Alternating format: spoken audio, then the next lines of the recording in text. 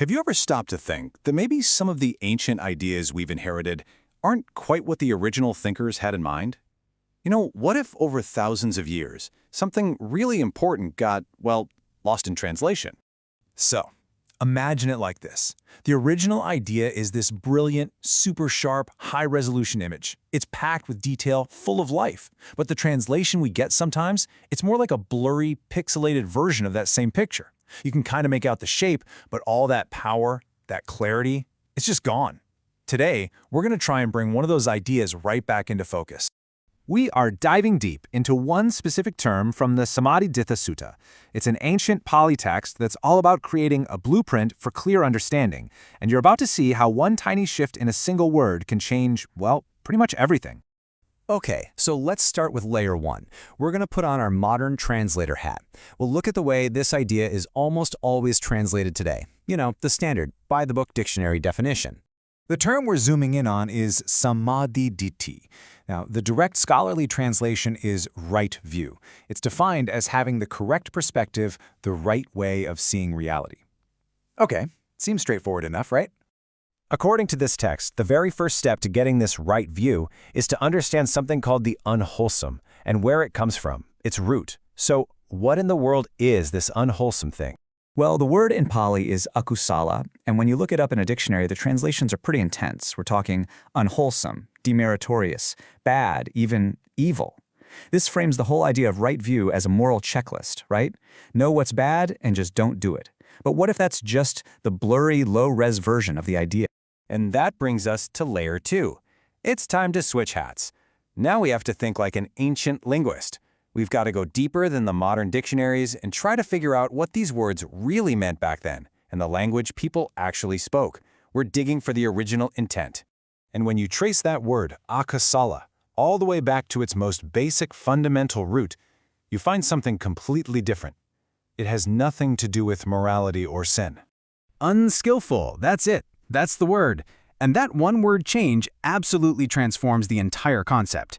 It's not about being a bad person. It's about being unskilled in how you operate your own mind. And this shift it's huge. Think about it. Morally bad suggests there's a rule you have to obey, some judgment coming from the outside. But mentally unskillful, that's a practical diagnosis. That's an internal condition that you can actively fix, just like you'd learn any other skill. And get this, the text doesn't just stop there. It tells us exactly where this mental unskillfulness comes from. It says it grows from three very specific psychological roots. Now, these aren't commandments, they're not sins, they're just descriptions of how our minds work. Lobha is that habit of grasping and clinging. Doso is the habit of pushing away and rejecting things we don't like. And moho, that's just a state of confusion, of not really seeing things as they are. These are the sources of our unskillfulness.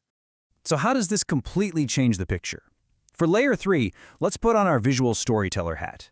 Let's take this ancient code and translate it into some clear, modern visuals so we can really see the difference. And wow, the difference is just night and day, isn't it? The unwholesome translation gives us this kind of vague, cartoonish idea of evil. But unskillful?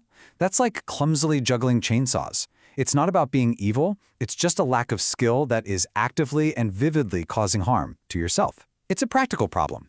And we can visualize those roots in the same way. Greed isn't some mortal sin.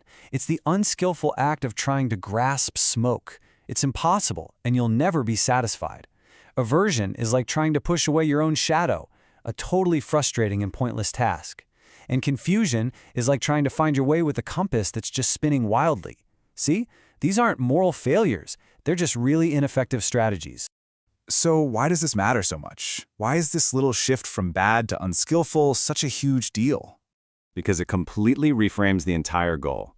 All of a sudden, Sammādiṭṭhi, or right view, isn't about memorizing a list of rules to be a good person. It becomes the practical, learnable skill of seeing clearly which of your mental habits cause you to juggle chainsaws and which ones allow you to finally put them down. It's all about understanding cause and effect inside your own head. Ultimately, it all boils down to this. The goal isn't to be good in the eyes of some outside judge.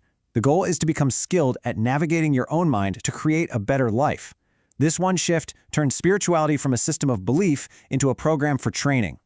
And that really makes you wonder, doesn't it? If this one small change in translation can unlock such a radically different and more practical way of thinking, what other powerful ideas are just sitting there, hidden in plain sight, waiting for us to bring them back into high resolution?